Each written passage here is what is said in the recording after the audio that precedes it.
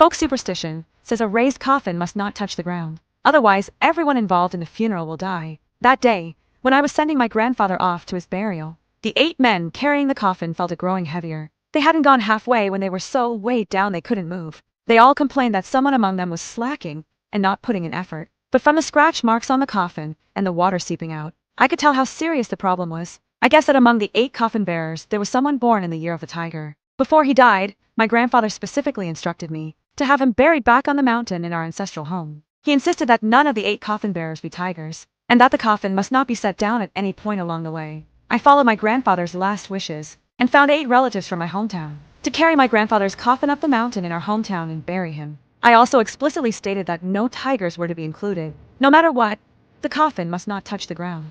I hadn't even had time to bring up payment yet, when the group couldn't wait to object, saying my grandfather had been away from home for decades and hadn't donated a single cent to the ancestral hall, so he had no right to be buried back home. At that moment my aunt told everyone that my grandfather and their grandfather were brothers, and persuaded them to do me this favor. I knew my aunt was saying this to secure payment for them, so I promised to give each person $300,000 after the job was done.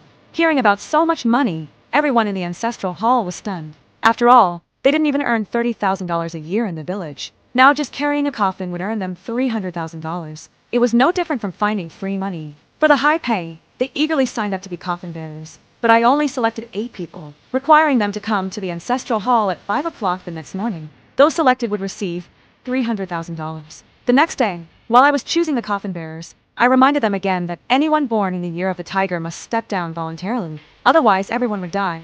Faced with the temptation of $300,000, one of my cousins was born in the year of the tiger, but he deliberately concealed it and lied that he was born in the year of the ox, even having his mother vouch for him. I believed my aunt and cousin. As the auspicious hour approached, I selected 8 men from among the relatives to be coffin bearers. Before departure, I asked them to sign a life and death contract, stating that they would bear any consequences of accidents themselves. The 8 men, to obtain $300,000, signed the life and death contract without any hesitation. When I shouted for them to lift the coffin, the 8 lifted the coffin and walked up the mountain. Just before stepping onto the soul-severing bridge, I suddenly stopped.